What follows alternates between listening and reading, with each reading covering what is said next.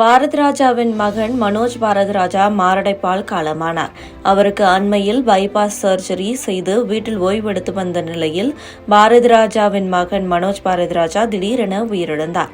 அவரின் உடல் ஊர்வலமாக எடுத்து செல்லப்பட்டு பெசன்ட் நகர் மின்மயானத்தில் தகனம் செய்யப்பட்டது. மனோஜின் மரணத்தை தாங்கிக் கொள்ள முடியாத பாரதிராஜாவின் சகோதரரான ஜெயராஜ் மனோஜ் குறித்து கதறி அழுதபடி பேட்டி கொடுத்துள்ளார்.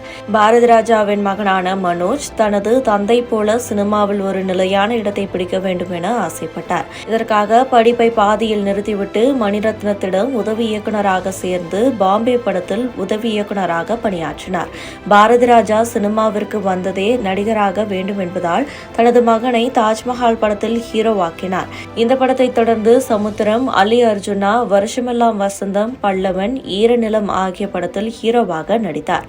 கடந்த ஆண்டு தந்தையை வைத்து மார்கழி திங்கள் என்ற படத்தை இயக்கிய மனோஜுக்கு ஏற்கனவே 2 சிறுநீரகமும் செயலிழந்ததாக கூறப்படுகிறது. அதோடு அவருக்கு மாரடைப்பும் ஏற்பட கடந்த மாதம் அவருக்கு அறுவை சிகிச்சை செய்யப்பட்டு வீட்டில் ஓய்வெடுத்து வந்த நிலையில் மனோஜ் திடீரென உயிரிழந்தார். அவரின் உடல் நீலாங்கரையில் உள்ள பாரதிராஜாவின் வீட்டில் அஞ்சலிக்காக வைக்கப்பட்டு பெசன்ட் நகர் மின்மயானத்தில் தகனம் செய்யப்பட்டது. அவரது உடலுக்கு மனோஜின் மகள்கள் இறுதி சடங்குகளை செய்தனர்.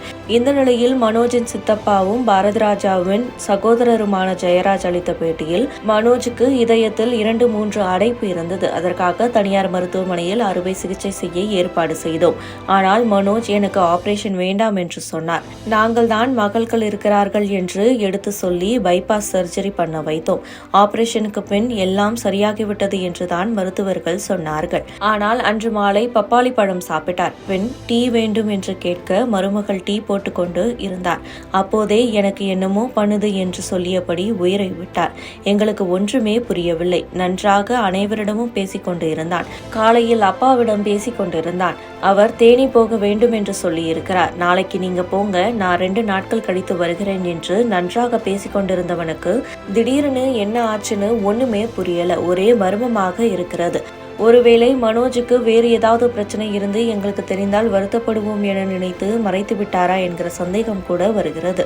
48 வயசு சாகர வயசா? அனைவர் இடத்திலும் இப்போதும் சந்தோஷமாக பேசிக்கிட்டே இருப்பான். யாராவது கஷ்டப்படுத்தினால் கூட அதை பற்றி மறந்துவிட்டு பேசக்கூடியவன். கடைசியில் இப்படி போயிட்டானே என கதறி அழுதபடி ஜெயராஜ் அந்த பேட்டியில் பேசியுள்ளார்.